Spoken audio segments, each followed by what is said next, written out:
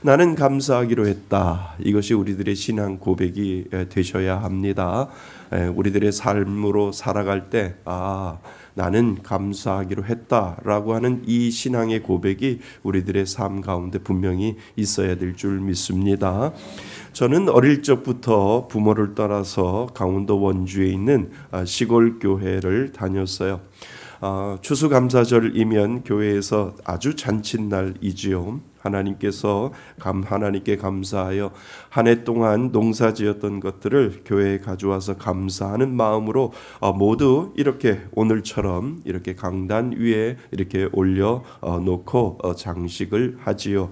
어릴 적 저의 기억은 친구들과 함께 교회 가서 이 추수감사절 때 되면 강단 위에 무엇이 올라와 있는지 그 품목의 개수를 세는 것이 저하고 제 친구들이 교회 이번에 추수감사절 날 어떠한 곡물과 어떠한 채소와 어떠한 열매들이 올라왔을까 그 품목을 세는 것이 저희 친구들과 함께하는 일 중에 하나였습니다.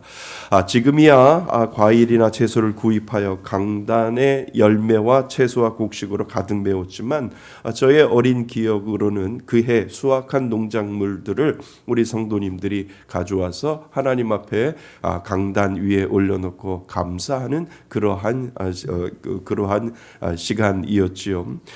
정성스럽게 거둬들인 곡식과 다양한 과일 그리고 채소 그리고 곡물들이 이 강단 위에 아주 가득 메워 있었습니다. 하나하나 성도님들이 교회에서 가져와서 정성스럽게 장식을 하는 한 주였지요. 그리고 추수감사절이면 교회는 다니지 않을지라도 그날만큼은 한 번쯤은 교회 와서 예배 드리는 분도 있습니다. 또 더러는 교회 앞에서 서성거리면서 예배가 끝나기를 기다리고 있는 분들도 참 많이 있었습니다. 지금이야 많은 시간이 지나서 이렇게 추수감사절을 지내는지도 모르지만 동네에서 교회에서 추수감사절을 지내면 많은 사람들이 그 교회와 그리고 그 동네 많은 사람들이 마음이 들떠 있는 것을 보게 되지요. 예배가 끝나면 방앗간에서 가져온 따끈따끈한 백설기와 그리고 교회 마당 한복판에서 연실 끓여대는 이 국수로 모든 동네 사람들이 거의 다 모일 정도로 모여서 추수감사절날 예배 끝나고 국수 한 그릇을 얻어먹는 것을 아주 감사하게 생각하고 또 동네의 많은 분들이 함께 국수를 나눠 먹고 또 떡을 받아가는 그러한 시간들이 저의 어린 추억 속에 이 추수감사절이 늘 지날 때 되면 제 마음속에 그런 생각이 들게 됩니다. 그래서 그런지 저는 개척하면서요 교회에서 음식을 먹거나 식사를 하는 것이 참 좋습니다. 다른 목사님들은 어떤지 모르지만 교회 와서는 그래도 풍족하게 먹고 가야지 이런 생각이 제 마음속에 듭니다. 그래서 그런지 지금도 교회에 오시면 꼭 무엇인가 드시고 가야 하는 것이 제 마음이 편안합니다. 밥 한 끼라도 맛있게 들고 가시는 것이 참 좋겠다 이런 생각을 하게 되지요. 영의 양식으로도 배가 부르고 그리고 육의 양식으로도 배가 부르면 일석이조 일거양득 무이 좋고 매부 좋고 그리고 세상에서도 1+1인데 육의 양식도 먹고 영의 양식도 먹으면 얼마나 좋을까라고 해서 세상에도 1+1을 좋아하는데 교회에서도 1+1이면 참 좋겠다 이런 생각을 하고 늘 우리 성도님들 교회 오시면 영의 양식도 드시고 육의 양식도 드시고 부짐하게 먹고 가시는 것이 참 좋겠다라고 하는 그런 생각을 늘 제 마음속에 가지고 있었습니다. 그래서 예배는 언제까지요? 밥 먹고 식사 다 끝날 때까지 예배는 아직 안 끝났다라고 하는 것이 저의 목표 중에 하나입니다. 저의 추수감사 예배는 성도님들이 함께 예배드리며 먹고 마시는 풍성한 추수의 계절로 늘 저의 기억 속에 늘 남아 있습니다. 여러분은 추수감사절 하면 무슨 생각을 하시나요? 저와 같은 그러한 추억을 가지고 있는지요? 아니면 추수감사절을 그냥 딩숭맹숭 그냥 교회에서 지내는 절기이지라고 하는 그런 생각으로 보내시지 않는가 이런 생각을 하게 됩니다. 솔직히 말하면 우리 마음이 언제나 감사로 가득 차 있지는 않습니다. 왜냐하면 경제적인 어려움도 있고요, 건강의 문제도 있고요, 사람과의 관계와 갈등, 또 가족과 친척 간의 얽힌 문제들로 인해서 어쩌면 감사보다도 불평과 염려가 더 익숙할 때가 분명히 더 있다라고 하는 것을 우리는 알게 되지요. 이런 상황에서 내가 무슨 감사를 하겠는가? 이런 질문이 우리 마음속에 자리 잡을 때가 감사보다도 이러한 생각이 더 많이 드는 것은 사실입니다.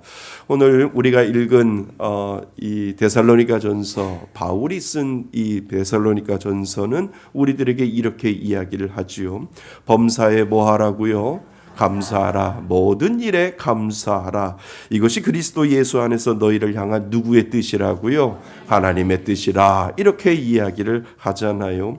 여러분, 그런데 이 말이 기록된 배경을 보면 바울은 여러 지역에서 지금 박해를 받고 있는 상황이었어요. 바울은 감옥에도 갇혔고요. 바울은 복음을 전하다가 핍박도 받았어요.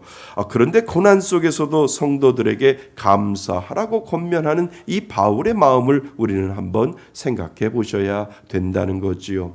참 희한하지 않아요? 지금 어려운 가운데 있고 고난 가운데 있고 감옥에 있는데 감사하라고 말하는 이 바울을 우리가 한번 생각해 보자는 거죠. 자신의 환경을 보면 감사가 나오냐라고 하는 거예요. 어찌되었든 자유로운 몸도 아니고 편안한 마음도 아닐 텐데 그런 상황에서도 그는 지금 감사하라라고 하는 이 말이 여러분 마음속에 어떻게 들리느냐라고 하는 거예요. 고난당하는 것에 감사하는 것인가? 자유로운 몸이 아니라 매여 있는 몸에 된 것에 대해서 감사하라고 하는 것인가?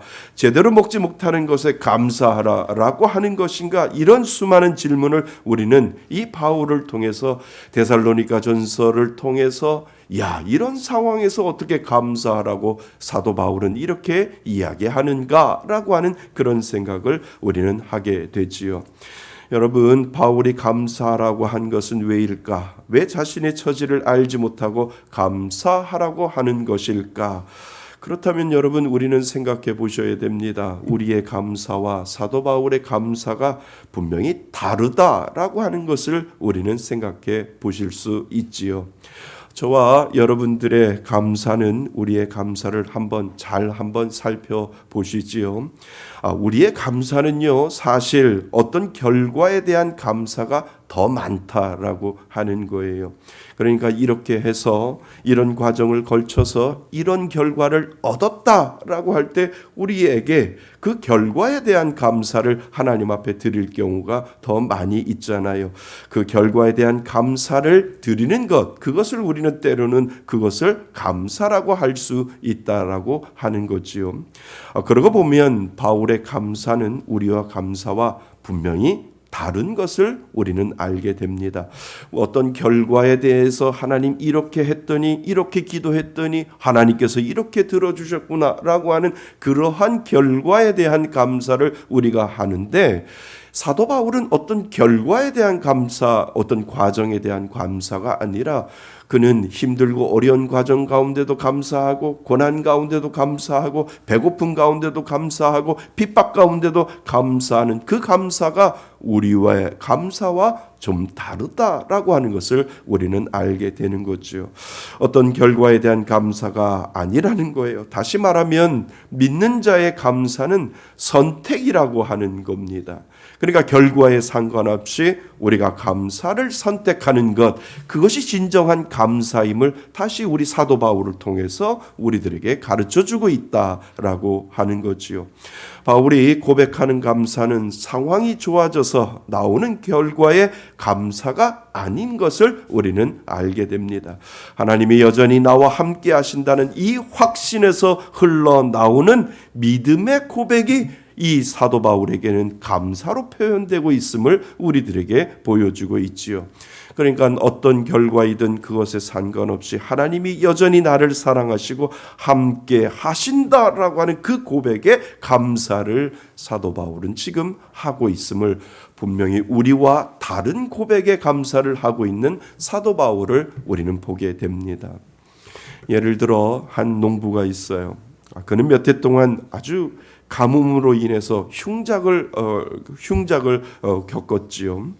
게다가 집에 아내가 위암에 걸리면서 그의 삶은 무너지고 말았습니다. 추수감사 예배를 교회에서 드리는데 그날따라 대표 기도를 맡게 된 거예요. 그의 삶을 아는 성도님들은 마음이 짠했지요. 어찌 그렇게 힘들고 어려운 상황 속에서 어떤 기도를 할까? 어떤 추수감사 예배의 대표 기도를 하나님 앞에 올려드릴까라고 하는 그러한 생각을 성도님들은 그 대표 기도를 맡은 그 농부 성도님의 마음을 생각을 해 보았죠. 어떤 기도를 드릴까 모두 다 숨죽이면서 그 기도를 듣게 되었습니다. 그런데 그는 이렇게 기도를 하는 거예요. 하나님, 올해는 거둘 것이 없습니다. 가정도 힘듭니다. 아내도 아프고 모든 것들이 제 삶 속에서 나아진 게 하나도 없고 모든 것들이 힘들어졌습니다. 이렇게 하나님 앞에 고백을 하고, 그런데 그는 이러한 고백을 하게 되는 거지요. 그러나 하나님은 여전히 제 안에 계심을 저는 압니다. 이 고백을 하게 되는 거죠. 하나님, 그것만으로도 저는 감사합니다.